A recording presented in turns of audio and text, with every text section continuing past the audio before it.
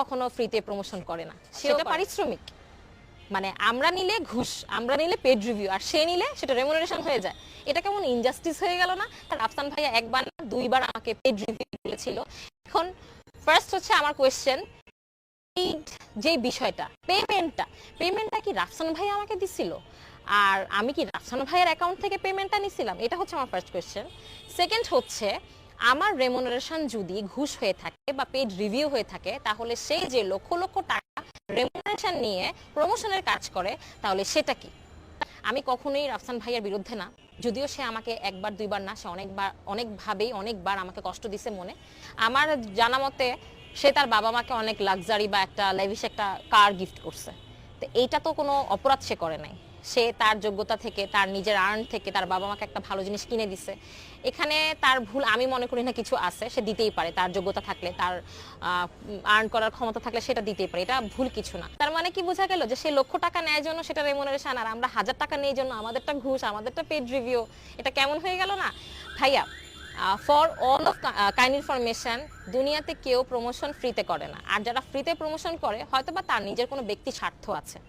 আর আপনি যদি ড্রিঙ্কসের ব্যাপারে যদি বলে যে সে অনুমোদনহীন ড্রিঙ্কস মানুষকে ইনফ্লুয়েন্স করে খাওয়াইছে, মানুষকে দিয়ে টাকা দিয়ে কেনাইছে, যদি এই ব্যাপারে বলে থাকেন, তাহলে আমি নিজেই অনেক অবাক, আমি নিজেই অনেক থান্ডার যে একজন ফুড ব্লগার হয়ে, যে কিনা সবসময় ভালো খারাপের রিভিউ দিত, ভালো খারাপের সম্পর্কে বলতো, যে কিনা রেস্টুরেন্টে ঘুরে ভিডিও বানিয়ে কোন রেস্টুরেন্টে কোন খাবারটা ভালো না, কোন খাবারটা ভালো, এই ব্যাপারে বলতো, সে আজকে নিজেই কিভাবে নিজের নামের বিজনেস শুরু করে অনুমোদনহীন ড্রিঙ্ক বা একটা খারাপ ড্রিঙ্ক মানুষকে খাওয়াচ্ছে। এটা আমার ছোট মাথায় বুঝে আসে না। স্বার্থ ছাড়া বা পেমেন্ট ছাড়া কেউ প্রমোশনের কাজ করে না। আমি এত কষ্ট করে বছরের পর বছর নিজের মেধা, নিজের শ্রম, নিজের সময়, নিজের অ্যাক্টিভিটিসকে কাজে লাগিয়ে সময় দিয়ে আমি একটা প্ল্যাটফর্ম ক্রিয়েট করব, যেখানে মানুষ আমার কথা বিশ্বাস করবে, আমাকে লক্ষ লক্ষ কোটি কোটি মানুষ ফলো করবে, আমার একটা কথাতে, আমার একটা স্টেটমেন্টে বাংলাদেশের অধিকাংশ মানুষ নাড়াচাড়া দিয়ে বসবে। সেই জায়গাতে আমি এরকম একটা প্ল্যাটফর্ম গড়ে তুলে আমি কারোর ফ্রি প্রমোশন করতে যাব, this is quite impossible, this is absolutely impossible. Rafsan ভাইয়া একবার না দুইবার আমাকে পেড রিভিউ বলেছিল।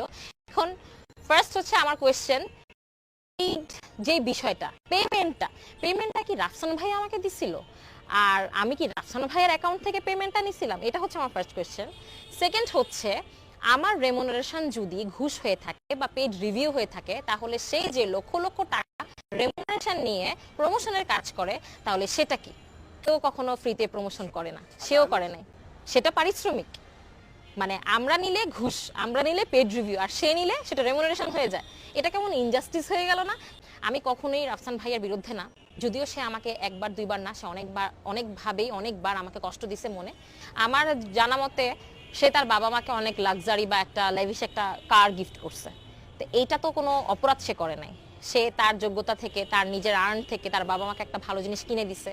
এখানে তার ভুল আমি মনে করি না কিছু আছে, সে দিতেই পারে, তার যোগ্যতা থাকলে, তার আর্ন করার ক্ষমতা থাকলে সেটা দিতেই পারে, এটা ভুল কিছু না। তার মানে কি বোঝা গেল যে সে লক্ষ টাকা নেয় জন্য সেটা রেমুনারেশন, আর আমরা 1000 টাকা নেই জন্য আমাদেরটা ঘুষ, আমাদেরটা পেড রিভিউ। এটা কেমন হয়ে গেল না ভাইয়া? For all of kind information, দুনিয়াতে কেউ প্রমোশন ফ্রিতে করে না, আর যারা ফ্রিতে প্রমোশন করে হয়তো বা তার নিজের কোনো ব্যক্তি স্বার্থ আছে। স্বার্থ ছাড়া বা পেমেন্ট ছাড়া কেউ প্রমোশনের কাজ করে না।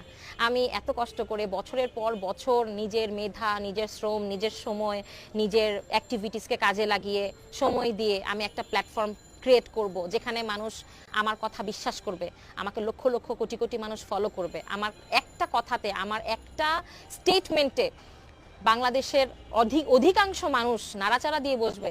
সেই জায়গাতে আমি এরকম একটা প্ল্যাটফর্ম গড়ে তুলে আমি কারোর ফ্রি প্রমোশন করতে যাব, this is quite impossible, this is absolutely impossible. আর আপনি যদি ড্রিঙ্কসের ব্যাপারে যদি বলে যে সে অনুমোদনহীন ড্রিঙ্কস মানুষকে ইনফ্লুয়েন্স করে খাওয়াইছে, মানুষকে দিয়ে টাকা দিয়ে কেনাইছে, যদি এই ব্যাপারে বলে থাকেন, তাহলে আমি নিজেই অনেক অবাক, আমি নিজেই অনেক থান্ডার যে একজন ফুড ব্লগার হয়ে, যে কিনা সবসময় ভালো খারাপের রিভিউ দিত, ভালো খারাপের সম্পর্কে বলতো, যে কিনা রেস্টুরেন্টে ঘুরে ভিডিও বানিয়ে কোন রেস্টুরেন্টে কোন খাবারটা ভালো না, কোন খাবারটা ভালো, এই ব্যাপারে বলতো, সে আজকে নিজেই কিভাবে নিজের নামের বিজনেস শুরু করে অনুমোদনহীন ড্রিঙ্ক বা একটা খারাপ ড্রিঙ্ক মানুষকে খাওয়াচ্ছে। এটা আমার ছোট মাথায় বুঝে আসে না। রাফসান ভাইয়া একবার না দুইবার আমাকে পেড রিভিউ বলেছিল। এখন ফার্স্ট হচ্ছে আমার কোয়েশ্চেন, যে বিষয়টা পেমেন্টটা কি রাফসান ভাইয়া আমাকে দিছিল, আর আমি কি রাফসান ভাইয়ের অ্যাকাউন্ট থেকে পেমেন্টটা নিছিলাম? এটা হচ্ছে আমার ফার্স্ট কোয়েশ্চেন। সেকেন্ড হচ্ছে, আমার রেমুনারেশন যদি ঘুষ হয়ে থাকে বা পেড রিভিউ হয়ে থাকে, তাহলে সেই যে লক্ষ লক্ষ টাকা রেমুনারেশন নিয়ে প্রমোশনের কাজ করে, তাহলে সেটা কি? কেউ কখনো ফ্রিতে প্রমোশন করে না, সেও করে নাই, সেটা পারিশ্রমিক। মানে আমরা নিলে ঘুষ, আমরা নিলে পেড রিভিউ, আর সে নিলে সেটা রেমুনারেশন হয়ে যায়। এটা কেমন ইনজাস্টিস হয়ে গেল না? আমি কখনোই রাফসান ভাইয়ের বিরুদ্ধে না, যদিও সে আমাকে একবার দুইবার না, সে অনেকবার আমাকে কষ্ট দিছে মনে। আমার জানা মতে সে তার বাবা মাকে অনেক লাক্সারি বা একটা লেভিশ একটা কার গিফট করছে।